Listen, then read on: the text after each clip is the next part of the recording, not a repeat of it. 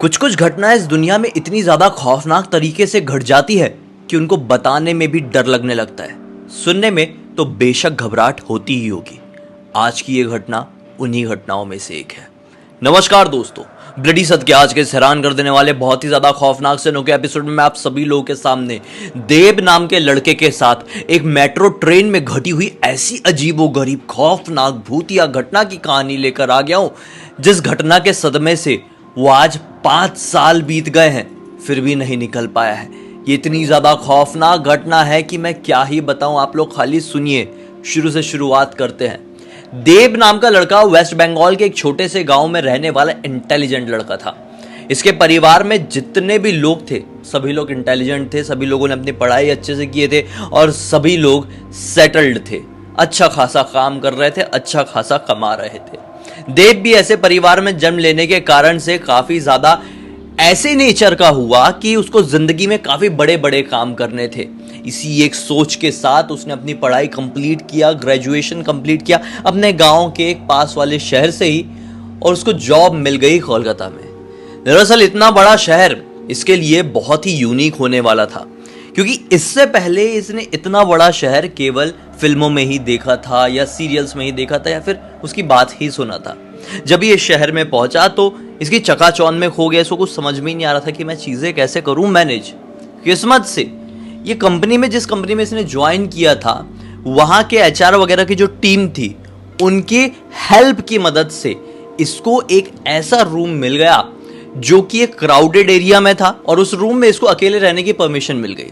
जितनी भी इसकी सैलरी थी उसका काफी कम हिस्सा रूम रेंट में जाने वाला था।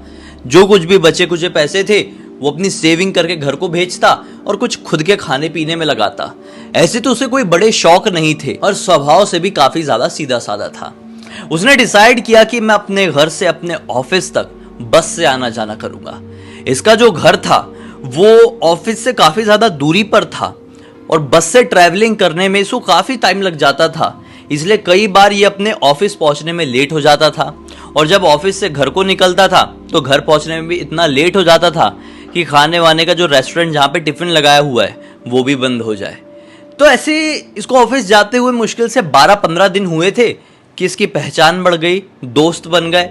और उसी दौरान एक लड़के ने इससे ये कहा कि भाई जहां तू रहता है वहां पे तो एकदम नजदीक में मेट्रो स्टेशन है और अपने ऑफिस के भी एकदम नजदीक में मेट्रो स्टेशन है, तो तू ऐसा क्यों नहीं करता कि सुबह सुबह जल्दी मेट्रो में बैठ जाए और फिर घर को मेट्रो से ही चले जाए, तो तेरा इतना ज्यादा टाइम बच जाएगा। बोलता है हाँ यार ये तो हो सकता है, लेकिन मुझे पता नहीं था ये बात, क्या है कि इतना बड़ा शहर मैंने कभी देखा नहीं तो समझ में ही नहीं आ रहा था। सोचा तो था किसी से पूछूंगा, लेकिन दिमाग से निकल गया था, इतनी ज्यादा भागा दौड़ी लगी हुई है जब से ज्वाइनिंग हुई है। उसका दोस्त बोलता है टेंशन मत ले, मैं भी तेरे घर से थोड़ी ही आगे पर रहता हूँ, जहां पर तेरे घर का मेट्रो स्टेशन है वहीं पर उतरता हूँ और थोड़ी आगे अपना वॉक करके चला जाता हूँ। मुश्किल से 1.5-2 किलोमीटर की दूरी पर है मेरा घर, पैसे बचाने के लिए इतना चलता है, बहन की शादी करवानी है इसलिए। तो देव ने बोला अरे नेकी और पूछ पूछ, तो ऐसा करेंगे कि आज शाम को दोनों मेट्रो से ही साथ में चलेंगे, एक बार समझ जाऊंगा तो कोई तकलीफ नहीं होगी। अब जहां पर इनका ऑफिस था, भाई ध्यान से सुनना, जहां पर इनका ऑफिस, वहां पे जो मेट्रो स्टेशन बना हुआ था उसका नाम था रविंद्र सरोवर मेट्रो स्टेशन। ये एक ऐसा मेट्रो स्टेशन है जिसे एशिया के मोस्ट हॉन्टेड प्लेसेस में से एक कहा जाता है। रविंद्र सरोवर मेट्रो स्टेशन के बारे में एक बात पूरी दुनिया में काफी समय से फैली हुई है कि यहां पर काफी सारी आत्माएं रात में ट्रेन बंद होने के बाद भटकती रहती है।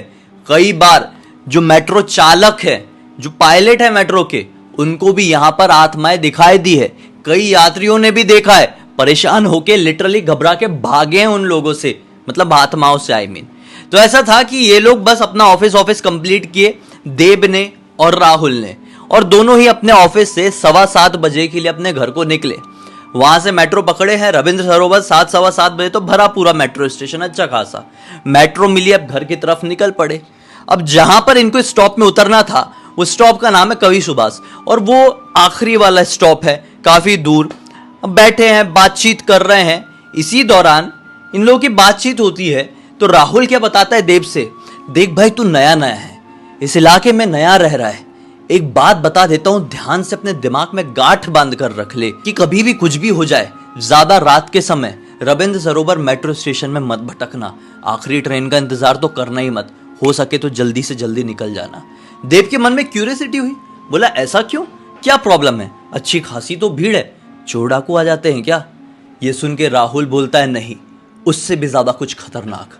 दरअसल लोगों का मानना है कि यहाँ पर रात के समय आत्माएं भटकती है और आखिरी मेट्रो में तो नोटिस करना बहुत ही रेयर लोग आते हैं, लेकिन ऐसे कभी नौबत आने ही मत देना, तो जल्दी जल्दी घर निकल जाया कर। देव ने इस बात को समझा और बोल दिया हाँ ठीक है यार, ये मैं नहीं करूँगा। देव को ये सारी चीज़ों पर बहुत ज़्यादा विश्वास था। उसको यकीन था कि भगवान होते हैं तो शैतान भी होते हैं। एनर्जीज इस दुनिया में एग्जिस्ट करती है, चाहे वो पॉजिटिव हो या नेगेटिव हो। उस दिन तो ये लोग चले गए और पूरे रात भर देव उसी बात के बारे में सोचता रहा कि कैसी आत्माएं होंगी, क्या होगी। अगले दिन इसने फिर से मेट्रो पकड़ा। अब ये समझ चुका था और अपने ऑफिस पहुंच गया। ऑफिस पहुंचने के बाद ये ऑफिस में डिस्कस करने लगा कि वहां पे आत्माएं क्यों भटकती है, वही पर्टिकुलर मेट्रो स्टेशन क्यों है ऐसा, बाकी के क्यों नहीं है, इतना बड़ा शहर है, वो अकेला क्यों इतना ज्यादा फेमस है। सभी लोगों ने अपनी अलग अलग राय रखी। कुछ लोगों को इस बात के ऊपर पूरा विश्वास था, तो कुछ लोगों ने पूरी तरह से इसको अंधविश्वास कहकर झुटला दिया और यह भी कह दिया कि हम तो शर्त लगा सकते हैं, जरूरत पड़ी तो आखिरी मेट्रो से रविंद्र सरोवर से अकेले बैठ सकते हैं। ऐसा कुछ भी नहीं होता है। खैर, सबकी अपनी अपनी सोच। ऐसा करते करते 10 से 12 दिन और बीते। अब आई एक शनिवार की रात। इस शनिवार को देव के दोस्त राहुल का प्रमोशन हुआ। राहुल इस कंपनी में पिछले 3 साल से काम कर रहा था। आज उसको प्रमोशन मिली तो काफी ज्यादा खुश था। बोला आज रात को मेरी तरफ से पार्टी सब लोगों को मिलेगी, पास में ही क्लब है, वहां पर जाएंगे और जो खाना है जो पीना है सब मेरी तरफ से। सब लोग फिर आराम से कैब मार के घर चले जाना, कोई टेंशन नहीं है। मेट्रो वेट्रो बंद हो जाए, बस बंद हो जाए तो कोई दिक्कत नहीं है, अगर जरूरत पड़ेगी तो कैब के भी पैसे दे दूंगा।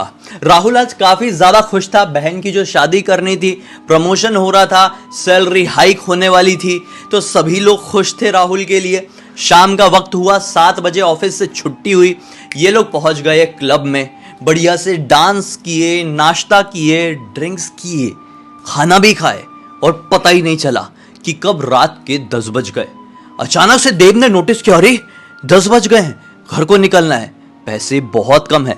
देव इतने ज्यादा पैसे वाले घराने का नहीं था, पैसे थे, नॉर्मल जॉब करते थे और ज्यादा खर्चा करने पर ये लोग विश्वास नहीं करते थे, इसलिए इसको लिमिटेड पैसे शुरू से मिले थे, इसलिए इसको कदर थी कि ज्यादा पैसे मिल भी जाएं तो खर्च नहीं करना है।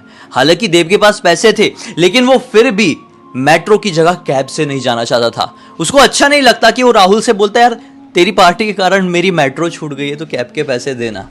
इसने अपने दोस्तों के सामने बहाना बताया कि देखो यार मुझे बहुत चढ़ी चढ़ी सी लग रही है, लाइफ में पहली बार पिया हूं, वो भी आधा पैग, चक्कर आ रहे हैं, गिर जाऊंगा, कल का संडे पूरा बर्बाद हो जाएगा, बहुत सारी प्लानिंग किया हूं घर को लेकर, इससे बेटर है निकलता हूं, तुम लोग एंजॉय करो ना, तुम लोगों की आदत है, मेरी नहीं है। ऐसा कहकर ये क्लब से जैसे ही बाहर निकला, इसका सर घूमने लगा, इसको फील होने लगा यार मुझे चढ़ रही है। इसके मोबाइल में राहुल का फोन आया, अरे मैंने तुझे बताया था ना कि मेट्रो स्टेशन से मत जाना, तू कैब से ही निकल, पैसों की जरूरत तो नहीं है। ये बोलता नहीं नहीं भाई पैसे हैं तो टेंशन मत ले, मैं कैब से ही जाऊंगा। फोन काटा, जेब में रखा, पर्स खंगाला, पाया कि कैब जितने पैसे हैं ही नहीं। अब वापस से फोन लगा के पैसे मांगना इसके उसूलों के खिलाफ था।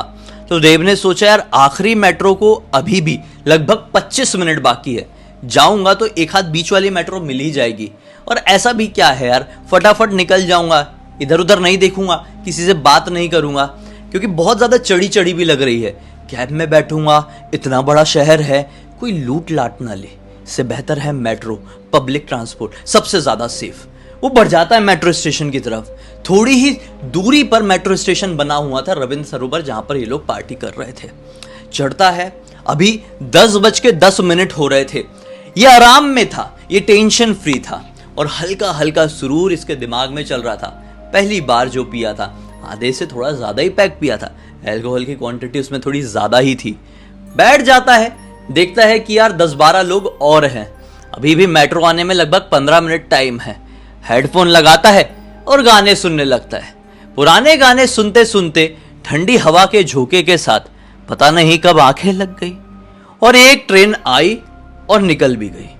यह आखिरी ट्रेन थी।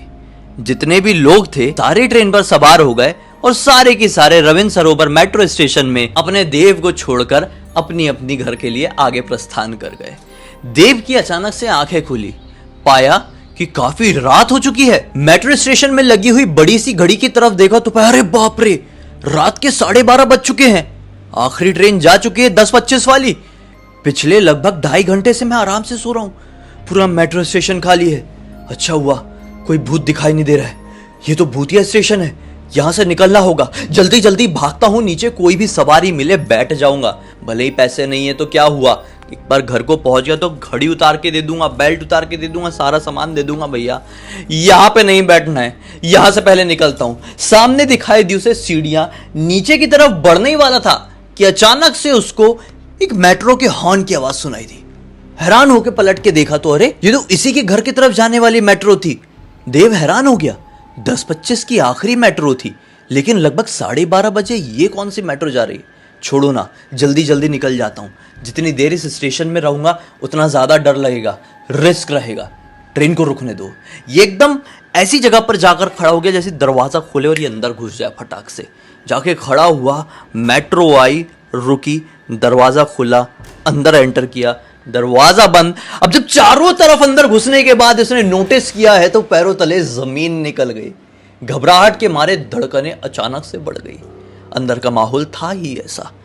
अंदर जितने भी लोग बैठे हुए थे सभी लोगों ने सफेद रंग के कपड़े पहने हुए थे। ऐसा नहीं कि सफेद शर्ट और ब्लैक पैंट पहन लिए, और सफेद शर्ट और सफेद पैंट, कुर्ता पैजामा, सफेद साड़ियां। जितने भी लोग अंदर बैठे हुए थे सभी लोगों के बाल लंबे थे, आदमी हो या औरत हो, सभी लोग अपने सर नीचे झुकाए बैठे थे। इसने सभी की तरफ ध्यान से देखा और इसको ऐसा लगा कोई नाटक मंडली वाले हैं क्या, या फिर मुझे प्लान बना के डराने की कोशिश कर रहे हैं। छोड़ो, बड़ा डरावना नज़ारा है, या फिर ये मेरे नशे की वजह से हो रहा है। नहीं, इतना ज़्यादा तो नहीं पिया हूँ। बैठ जाता हूँ, आंखें बंद करके सो जाता हूँ। आखिरी स्टेशन में उतरना है, वैसे भी क्या ही टेंशन हो जाएगा, कोई ना कोई उठा ही देगा। नहीं भी उठाया तो क्या है, आखिरी स्टेशन में ही रुकेगी ट्रेन और मेरा मेट्रो स्टेशन तो सेफ है। अब ये बैठ गया, साइड में एक कॉर्नर में सीट मिली, जाके बैठ गया, सर टिका दिया और ट्रेन निकल पड़ी। पता ही नहीं चला कि कब इसका आखिरी स्टॉप आया होगा, कब सेकंड स्टॉप आया होगा। नींद गहरी लग गई। अब थोड़ी देर बाद कंधे में किसी ने टैप किया, ये रिस्पॉन्स नहीं दे पाया, नींद में ज्यादा था। फिर दूसरी बार किसी ने झंझोड़ कर उठाया। अचानक से आंखें खुली तो मुंह से चीख निकल गई, क्योंकि सामने का नजारा थोड़ी देर पहले से और भी ज्यादा डरावना भी था। दरअसल इस मेट्रो के अंदर जितने भी लोग ये सफेद कपड़े में बैठा हुआ देखा था थोड़ी देर पहले, आंखें खुलने के बाद इसने सभी लोगों को जमीन पर मृत अवस्था में पाया। जितने भी लोग थे सब जमीन में मरे हुए पड़े दिखाई दे रहे थे। कुछ कुछ के शरीर के ऊपर तो मक्खियां घूम रही थी, कुछ कुछ का शरीर तो आधा कटा हुआ था, तो कुछ कुछ का खून इतना ज्यादा बह रहा था जिसकी कोई लिमिट नहीं है। ये बहुत ज्यादा घबरा गया, बोला ये क्या हो रहा है मेट्रो में। उठ के अपनी जगह से दूसरी तरफ भागने लगा। पाया दूसरे डब्बे में पहुंच के कि सभी लोग वैसे के वैसे ही पड़े हुए हैं। फिर और आगे भागा, सभी लोग वैसे ही पड़े हुए हैं। इसने देखा ये मेट्रो बढ़ी ही जा रही है और ये कौन सा स्टेशन है रात में समझ में नहीं आ रहा है। वो ढूंढने लगा कि कुछ तो हॉर्न होगा, कुछ तो ऐसा सायरन होगा, कुछ तो ऐसा घंटी वंटी होगी जो बजाऊंगा और सामने लोको पायलट को पता चलेगा, लेकिन कुछ भी दिखाई नहीं दिया। इसने सोचा भाग के बिल्कुल आखिरी वाले कॉर्नर में चले जाता हूं। वो भागना शुरू किया, आखिरी वाले डब्बे तक पहुंचा ही है कि सामने से काले कपड़े में लंबा सा इंसान आया जिसके हाथ में बड़ी सी मोटी सी हॉकी स्टिक थी। उसने पूरी ताकत से घुमा के इसके सर पे जो मारा है ना, जमीन पर गिरने के साथ इसकी आंखें खुली।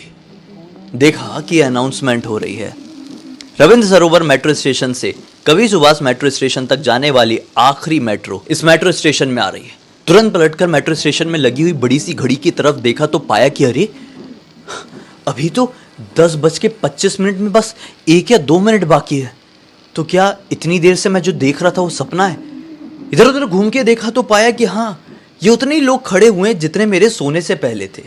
ये अभी भी मेट्रो स्टेशन की उसी बेंच में बैठा हुआ था जहां पर गाना सुनते सुनते इसकी आंखें लग गई थी।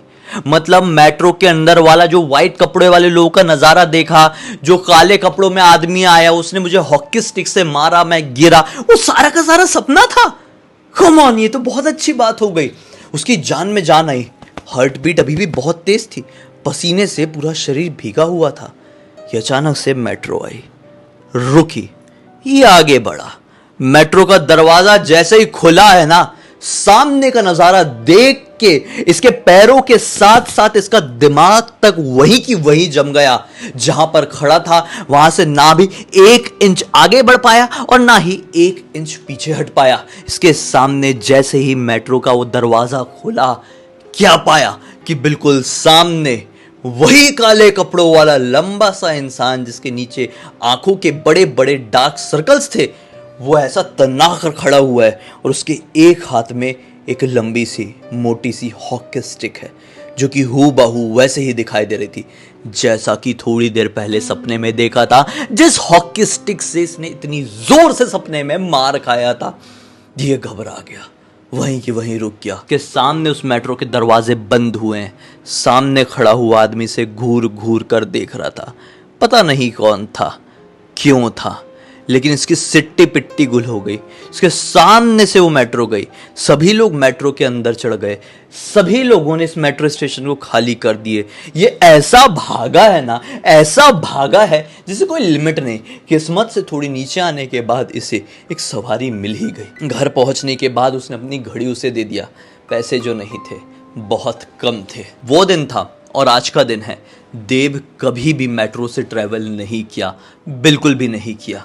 काफ़ी दिन लग गए उसे इस घटना से ओवरकम करने में, लेकिन आज तक पूरी तरह से नहीं कर पाया है। आज भी मेट्रो हो, बस हो, कुछ भी हो, अकेले ट्रैवल करने से काफ़ी ज़्यादा घबराता है।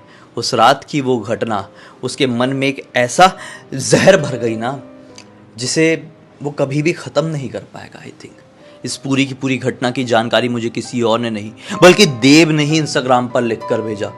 मैंने बोला ये तो बड़ी खतरनाक घटना हो गई यार, तुम्हारे साथ पूरी दुनिया को बताना पड़ेगा। तो बस आप लोगों के सामने ले आया। उम्मीद करता हूँ कि इसके जरिए आप लोगों को सीख और मनोरंजन दोनों मिली होगी। तो अब तक इस वीडियो को देखे हैं तो लाइक जरूर कर देना, चैनल को सब्सक्राइब करके बेल आइकन दबा के ऑल के ऑप्शन में क्लिक करना, क्योंकि इसी तरह के हैरान कर देने वाले खौफनाक वीडियोस डेली आप लोगों के सामने लेके आता रहता हूं। इंस्टाग्राम की लिंक इस वीडियो के डिस्क्रिप्शन बॉक्स में मिल जाएगी भाई, क्लिक करके डायरेक्टली वहां पर भी पहुंच जाना, वहां पर भी जुड़ जाना। हम कल फिर से मिलते हैं, तब तक के लिए बहुत बहुत धन्यवाद। आप लोग का दिन शुभ हो।